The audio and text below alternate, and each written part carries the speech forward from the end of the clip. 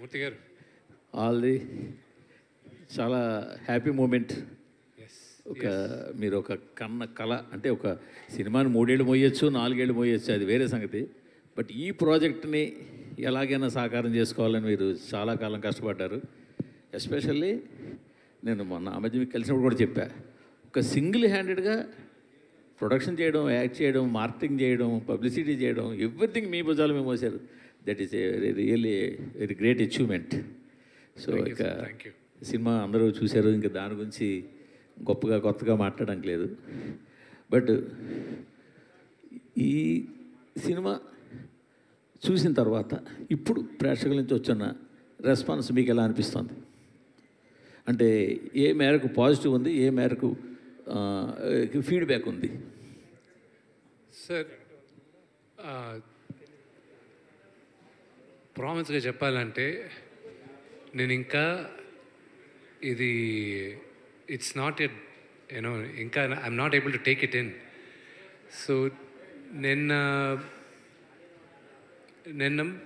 ఫ్రాంక్గా I tell you one thing. Audio రావట్లేదు, వస్తుంది. ఇంకో మైక్ ఏమైనా ఉందా? మంచి మూమెంట్ చెప్తాను. మీకు నచ్చిన మూమెంట్ ఏదైనా నాకు చెప్పండి. నాకు నచ్చిన మూమెంట్ ఏంటంటే శివలింగాన్ని తిన్నడు కౌగిలించుకుంటే కట్ షాట్లో ఈశ్వరుని కౌగిలించుకుని సీన్. అది రియల్లీ అంటే ఒక మనిషి ఈశ్వరుని కౌగిలించుకొని అది ఊహించుకుంటేనే ఇరుది. నాకు అది నచ్చిన సీన్. మీకు నచ్చిన సీన్ ఏంటి చెప్పండి scene. So thank you very much. ఆ సీన్ మీరు చెప్పారు. నాకు ఒక రిలీజ్ అయ్యే ఒక రోజు ముందు మీతో చెప్పాను నాకు నచ్చిన సీన్స్ ఇవని. ఆ రోజు ఈ సీన్ కూడా ఉండింది. ఆ రోజు మీరు లేరు, మిగతా వాళ్ళందరూ ఉన్నారని చెప్పాను. నాకు సినిమాలో కొన్ని సీన్స్ విపరీతంగా నా హార్ట్ క్లోజ్గా ఉండే సీన్స్ అని. This is one of the scene. ఇది నేను రాసుకునేటప్పుడు I thought of only one thing అండి. ఎప్పుడు లింగాన్ని వీడు కౌగిలించుకున్నాడో వీడికి ప్రపంచంలో అన్నీ ఆగిపోవాలి. Pin drop silence, pin drop silence. అందుకే నేను మ్యూజిక్ డైరెక్టర్కి థ్యాంక్స్ చెప్పాలి, మా డైరెక్టర్కి థ్యాంక్స్ చెప్పాలి. బికాజ్ మీరు సినిమాలో చూస్తే 2-3 దగ్గరలో మ్యూజికే ఉండదు, ఓన్లీ విండే ఉంటుంది. నేను చెప్పిందంతా ఒకటే మా మ్యూజిక్ డైరెక్టర్కి. నేను రాసుకున్నప్పుడు వీడు కౌగిలించుకున్నప్పుడు వీడు ఓన్లీ ఊపిరి కూడా ఆగిపోద్ది. వీడు ఎప్పుడు ఊపిరి వదులుతాడో వాడు మళ్ళా జన్మించాడు అని నాకు అది అనిపించింది. ఈరోజు మీరు నమ్మరు Murthy garu, it's very very emotional moment for me. నాకు వచ్చే మెసేజెస్ దగ్గర నుంచి నాకు రవిచంద్ర గారు ఇచ్చిన message it's very emotional for me. This victory is straight from my father, no one else. This is from my father. And very very strong emotional moments in the movie lo వీడెళ్ళి దేవుడి దగ్గర మాట్లాడతాడు, what a fool I have been అని. అది నేను రాసుకున్నప్పుడు there has always been a time in my life where దేవుడు ఉన్నాడా అని పరీక్షించే టైం చాలామంది నా పక్కనున్న నా మిత్రులు కూడా అడిగారు, ఇంత కష్టపడుతున్నావు అసలు ఏంటిది నీకు? ఎందుకంటే కష్టం ఒకటేనండి.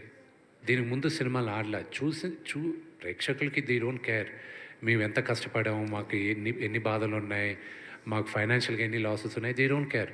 వాళ్ళు they are investing the time and money వచ్చి వినోదం కోసం. Are we giving it to them? నాకు ఎప్పుడూ నేను వదులుకోకుండా ఉండింది దేవుడి పైన నమ్మకం. నాకు ఒకే ఒకటి ఉండింది, that I prove to my father that can never give. అదేనా మీకు వచ్చిన ఫీడ్బ్యాక్స్లో best feedback? One of the most important నాకు యునానిమస్గా నాకు ఫస్ట్ మా నాన్నగారు చెప్పిన తర్వాత రాక్లైన్ వెంకటేష్ గారు చెప్పారు రషెస్ చూసిన తర్వాత. దాని తర్వాత బీవీఎస్ రవి చెప్పాడు, కోనా వెంకట్ గారు చెప్పారు. నేను అక్కడ విష్ణువుని చూడలేదు, నీ కన్నప్పనే చూసాం మేము, నువ్వు గుర్తుకు రాలేదు మాకు అన్నారు. As an actor I think that is the greatest achievement I have got. My father అక్కడ నాన్న ఒకటే అన్నాడు, అరే నా అక్కడ ఉండేది నా కొడుకుని మర్చిపోయాను రా నేను అని చెప్పాడు. ఒక మహానటుడుగా ఆయన అది చెప్పాడంటే it's one of my greatest achievements. And నాకు మీరందరూ అగ్రీ చేయొచ్చు, అగ్రీ చేయకపోవచ్చు, I believe one of the greatest directors of my generation Ram Gopal Varma గారు. ఆయన ఈరోజు నాకు ఒక మెసేజ్ పెట్టాడు. చాలామందికి తెలియంది, ఆయనకు కూడా తెలియంది ఏంటంటే, మార్చ్లో నాన్నగారిని కలవడానికి వచ్చాడు ఆయన ఒకరోజు. ఇంట్లో కూర్చుంటే ఆ 4 minutes నేను సినిమా ఏప్రిల్లో పోస్ట్పోన్ చేసింది కూడా ఆయన ఒక కామెంట్ ఇచ్చాడు, దానివల్లే పోస్ట్పోన్ చేశాను. మార్చ్లో ఆయనకి ఆ 4 minutes మేకింగ్ రిలీజ్ చేసింది చూపించాను. చూపించిన తర్వాత నాన్నగారు అందరూ చేసిన తర్వాత బీవీఎస్ రవి అన్నాడు, సార్ నేను సినిమా మొత్తం చూశాను సార్, ఎక్స్ట్రాడినరీ సార్, గ్రాఫిక్స్ లేకుండా చూశాను సార్, అది కానీ వస్తే మాత్రం నెక్స్ట్ లెవెల్ సార్ మూవీ అది ఇది. రాము గారు ఒక మాట అన్నారు, ఇంత జాగ్రత్త తీసుకున్న విష్ణు గ్రాఫిక్స్ వదులుతాడు, అది కూడా ప్రమాణంగానే ఉంటాయిలే అన్నాడు. ఆ భయానికే నేను అది పోస్ట్పోన్ చేసేసాను. This is no way I can do it అని. ఈ రోజుకి కూడా టెక్నికల్గా మా డైరెక్టర్కి, ఎడిటర్కి, నాకు మేము సినిమాలో చాలా అద్భుతమైన సీక్వెన్సెస్ సాక్రిఫైస్ చేసాం. బికాజ్ మేము అనుకున్న లెవెల్కి విఎఫ్ఎక్స్ రాలేదు. కానీ ఇది నాకు ఒక గుణపాఠం, ఇది పెద్ద గుణపాఠం. I will never repeat that mistake again. But cinema చూసేటప్పుడు చాలామందికి అది తెలియలే. అందుకే మేమందరం ఈరోజు మార్నింగ్ ఎడిటర్ మేము కూడా చూసుకొని ఎవరు పట్టించుకోలేదు అవన్నీ కరెక్ట్గా అక్కడ వెతుకుతారు. ఇంక ఇప్పుడు అది 2 weeks తర్వాత చెప్తాను. అది మీరు ఎతికినా మీకు దొరకదు. ద రీజన్ ఎందుకు దొరకదో కూడా చెప్తానండి. The narration of the movie is very strong. One of my favourite scenes Sarath Kumar గారికి నాకు జరిగిన ఒక కాన్వర్జేషన్. ఒక ఫాదర్ సన్కి అప్పగింతలు ఇచ్చేది. ఆ సీక్వెన్స్ నేను రాసుకునేది ఎప్పుడంటే, మా తాతగారు ఇంకొక 15 రోజులు పోతారని ముందే తెలిసింది హెల్త్ రీజన్స్ వల్ల. మా నాన్నగారు డెవెస్టేటెడ్. ఆయన 10-15 రోజులు మా తాతగారికి స్నానం ఒకటి చేయించలేదు, కానీ మిగతా అన్ని పనులు ఆయనే దగ్గరుండి చేయించారు. ఆయనకు భోజనం పెట్టే దగ్గర నుంచి, బట్టలు మార్చే దగ్గర నుంచి ఆయనే చేశారు.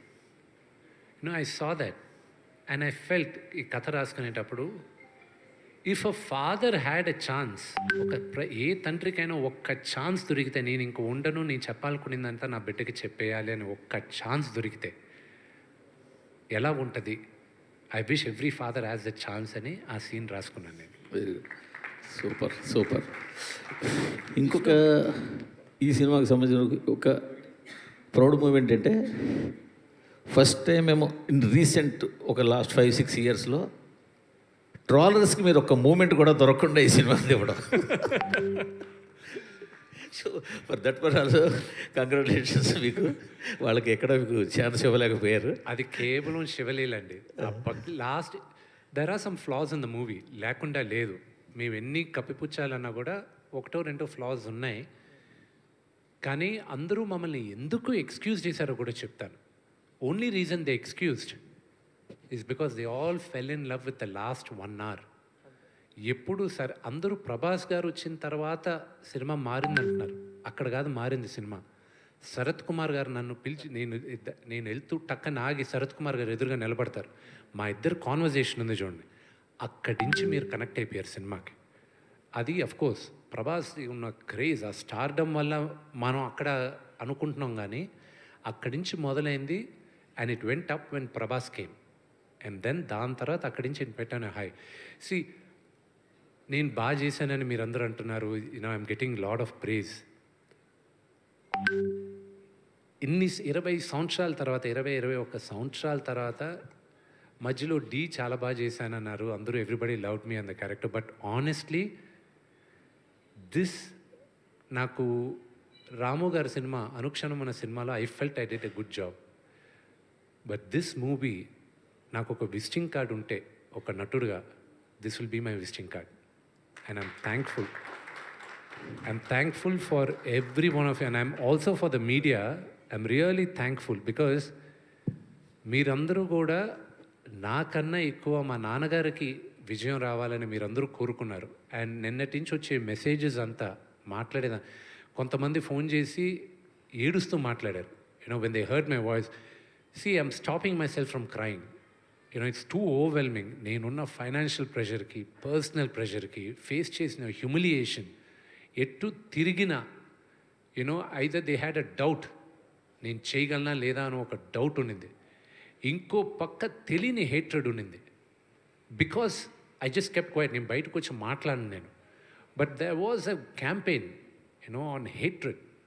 ఎటు తిరిగిన ఒక పక్క హేట్రెడ్, ఒక పక్క ఈ రేస్ నేను గెలుస్తానన్న నమ్మకం ఉంది, కానీ కాళ్ళకి ఆల్మోస్ట్ 100 kgs వెయిట్ కట్టేసి పరిగెత్తు అన్నారు. I had to run. I had no choice. Failure was not an option for me. And I had to do it. ఈ ప్రెషర్ మా నాన్నగారితో సహా మా వైఫ్ విని కూడా తీసుకుంది. I have to thank her to hold the house strong. She saw everybody, మా friend Vijay, వీళ్ళు ఏడుస్తున్నారు పక్కన. I knew.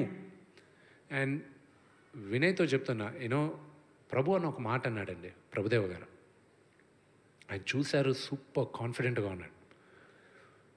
ఆయన కరెక్ట్గా 3 days ముందు ఫోన్ చేసి, రే 99.99% మనం సూపర్ హిట్ కొడుతున్నాం, కానీ ఆ 0.1% దేవుడు కుదిలి, అది ఎలా జరిగినా కూడా నువ్వు మాత్రం డూ నాట్ ఫాల్ డౌన్, నిలబడు, ఇంకా ఎన్నో ఫైట్ చేయాలి నువ్వు.